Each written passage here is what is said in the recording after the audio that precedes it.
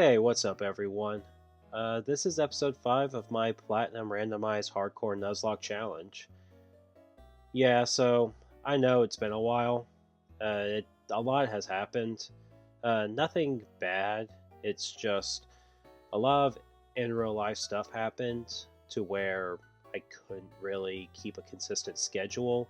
And by the time everything settled, it kind of got hard to get back into things. I realized I was dealing with a lot of burnout. So instead of forcing myself to continue the series, I took a break, played some games, and focused on my family. And I'm feeling pretty good, and I want to get back into finishing this Platinum Nuzlocke series. So, with that out of the way, let's begin. Last episode, I got my 4th gym badge in Veilstone City, and now I'm on Route 214. I go into the Ruined Maniac Cave to catch a Jigglypuff that I name E.A. Serna. I now go and get my actual encounter on Route 214, and I get a Gabite that I name Avery. I'm actually very excited to use Garchomp. It's a very solid Pokemon, an easy contender for my final team in the Elite Four, so, I just gotta take good care of it until it evolves. After catching Avery, I breeze through the rest of the route. I get to the Valor lakefront and catch the ever so iconic Bulbasaur, so I name him the Icon. While exploring the nearby resort, Skikun evolves into an Ursaring, and I catch a Sunflora on Route 213 that I name Louis Senja. I arrive at Pastoria City for my next gym challenge, but before I can do that, I have to fight Garrett again. His team is exactly the same as our last rival fight, just at higher levels. Garrett leads with Staravia, and I lead with Matpick. Staravia starts using Double Team, and Matt misses his first ancient power. The exact same thing happens in the second round,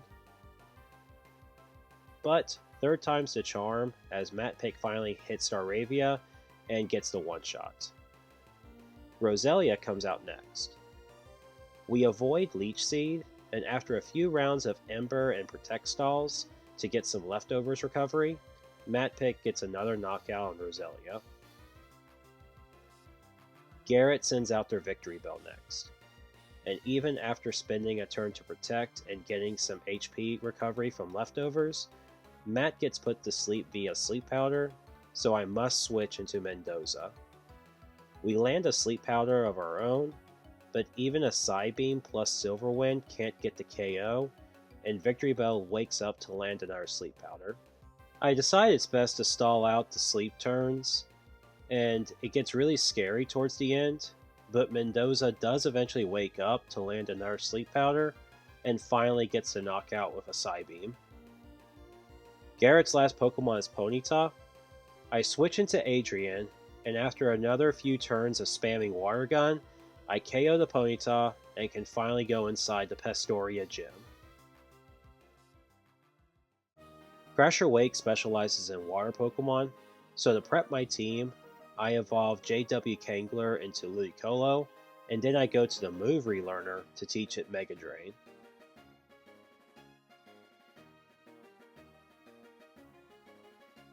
While fighting the gym trainers, Fitzsimmons evolves into Sceptile, and I decide to bring back my starter Ashwell and evolve it into Poliwhirl. Ashwell has the ability Water Absorb, which I can use it to bait certain moves. After getting my team to the level cap of 37, it's time to challenge Crasher Wake. He leads with a Gyarados, and I lead with Orlando. Orlando gets the one-shot with a Shockwave, which baits Wake's next Pokemon, a Quagsire. I switch into Gotcha Girl, who is immune to Mudshot. Quagsire survives a Mega Drain and lands a critical hit Rock Tomb. While pretty scary, we still outspeed to get the knockout with another Mega Drain. Wake then brings out his ace, Floatzel. At Gotcha Girl's current HP, she's baiting a quad weak Ice Fang. JW Kangler can easily solo Floatzel, but I don't want to switch him in on an Ice Fang and risk getting frozen. Here's my solution. I first switch into Matpick. He tanks the Ice Fang, and now with Macargo being a rock fire type, she baits either an Aqua Jet or Brine. This allows me to safely switch into JW Kangler on a resisted Aqua Jet. It takes a few more turns of using Mega Drains and Wake healing once with a Hyper Potion, but we're able to get the knockout on Floatzel and earn our 5th badge. While I should be celebrating, there's trouble looming as Garrett, Wake, and I begin talking in front of the gym. Turns out Team Galactic is sneaking around the Great Marsh, and Wake runs off to investigate. Stay tuned for episode 6 to see what happens next, is what I would normally say, but we're going to continue this episode until I get my 6th badge. Consider this as an apology for taking so long to get back into this series. So we gather at the Great Marsh, when suddenly an explosion goes off within the marsh. A galactic grunt comes out proud of their act of terrorism. We give chase just before they reach the Valor Lakefront. Their only Pokemon is a Krogunk, so defeating them was a piece of cake. Afterwards, we just let them leave for some reason. Okay. And then Cynthia shows up immediately afterwards from the same direction. And she starts talking to me about my Pokedex and some Psyducks. But hold on, Cynthia. Look, we need to catch that grunt that just walked past you. They literally just blew up the Great Marsh. Garrett shows up, and I was thinking he was going to have my back or something, but it turns out the explosion wasn't anything serious. Okay. So, a potential destruction of property happened, and we're just going to let that grunt get away? Cynthia? Garrett? Okay, fine. I'm sorry, Cynthia. What's this about some Psyducks? So Cynthia explains to me that there's some Psyducks blocking off the rest of Route 210 because they have very bad headaches. She gives me a secret potion that's supposed to cure their ailment. But before I go to the Psyducks, I decide to go to the Great Marsh. If it's really not that much of destruction, I can at least get an encounter. And to no one's surprise, it looks like it was never blown up. Huh. Well, anyway, I go catch a Poochyena that I named Danny M. Diaz. I decide to also get another encounter on Route 212, which is a Staryu that I named GitHub. Continue exploring Route 212 and finding some trainers, and that proves scary as a Bibarel lands a critical hit on Teflo, and they live on 2 HP. That's a close call, but surely I'll be more careful after that, right?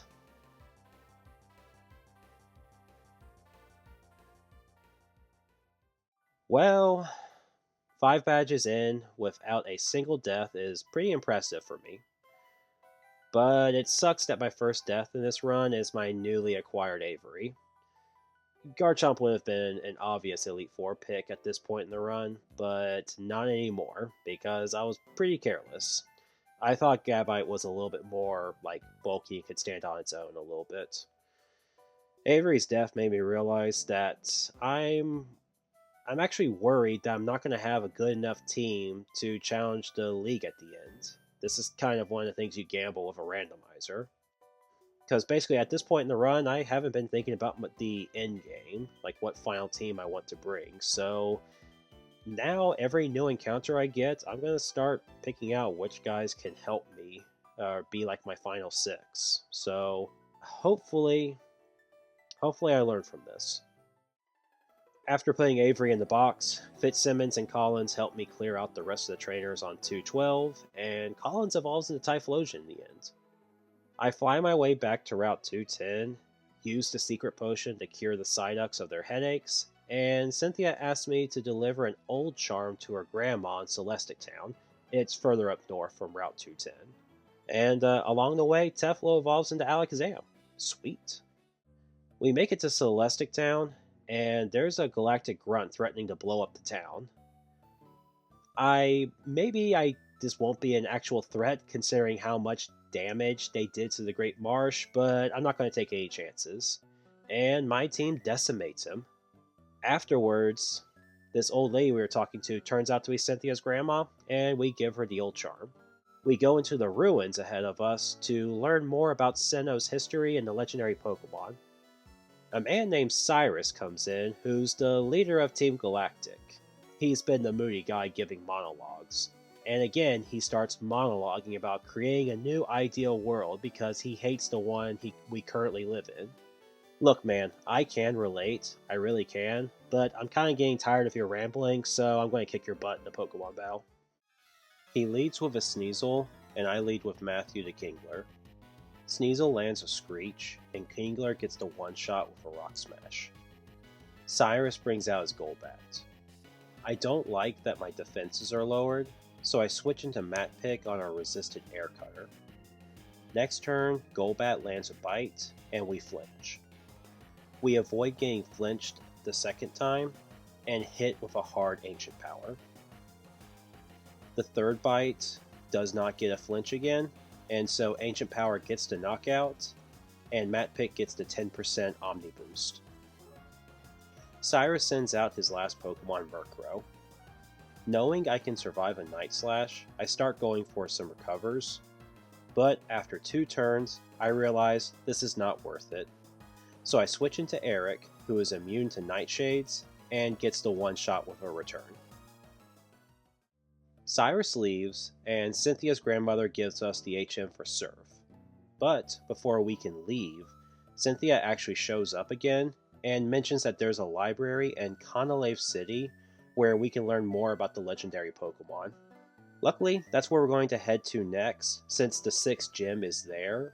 But since we have access to Surf, it's time to get some new encounters and backtrack on some items I couldn't get before.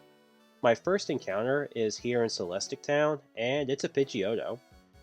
Pidgeotto's not the best, but it's another normal flying type like Eric, so it's a good backup, and I could probably have some utility. Well, that sucked. Moving on, I go around getting items, and I start making my way to the Fuego Ironworks, where I get my next encounter. And it's a frickin' Aggron. I'm actually in need of some more physically defensive Pokemon like Rock types and Steel types, so I can really use his help in the future for... Well, I beat up the workers at the Ironworks, get the TM for Flamethrower, and I get the heck out of there. But like I said earlier in this episode, third time's really the charm, as I get a Chimchar on Route 220 that I named Kingpin, and at this point I have nothing else to do except to go to Conolove City. I was able to get Kingpin into an Infernape, and this is actually pretty good because I have another rival battle against Garrett on this bridge, and his team's a lot stronger now. Garrett leads with his newly evolved Staraptor, and I lead with Orlando. Not wanting to deal with his double team shenanigans, Orlando uses Shockwave twice to get the KO.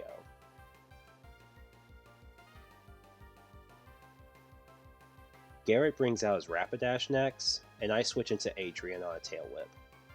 We deal good damage with a return, but with Adrian's lowered defenses, a critical hit from another takedown will kill her. So I switch into Eric, who's able to finish Rapidash off with another Aerial Ace. Up next is Heracross, and Eric outspeeds and gets the one-shot with Aerial Ace. Garrett brings out his Victory Bell, and I decide it's now time to bring out Kingpin, who resists a Razor Leaf. He outspeeds Victory Bell and Roserade and gets the one-shot each with Flamethrower, so a nice little sweep to end this rival battle. Unfortunately, the gym leader Byron is not in at the moment, so we have to go do another side quest. This leads us to Iron Island, which is just a short boat ride away from Conolave City. At the entrance of a cave, we run into a spiffy gentleman named Riley. We both decide to team up to travel through the cave, completely destroying 2 Team Galactic grunts along the way. When we reach the bottom, Riley thanks us by giving us an egg. I also get my encounter at the bottom of Iron Island, which is a Magmortar that I name Andres. I go back to Conolave City to hatch my egg, and it's a Magnezone, and I'm going to name this guy Magnet J-Flow. While prepping my team for the next gym battle, I decide to train Cadvan, until it evolves into Camerupt. Everyone else is pretty good. I train him up to level 41, and now it's time to take on Byron. Byron uses steel types and leads with a Magneton, and I lead with Cadvan. Magneton misses their metal sound, and Cadvan gets the one-shot with Earth Power. Next is Byron's Steelix. Fearing a super effective Earthquake, I pivot into Eric, who's immune to ground-type moves. This baits Steelix's Ice Fang, which allows me to safely switch into Matthew on a resistant Ice Fang. Kingler finishes off Steelix in 2 turns of Surf, and during that time, Steelix just sets up a Sandstorm. Byron sends out his last Pokemon, Bastiodon. While not the strongest Pokemon, I have to play around its move Metal Burst.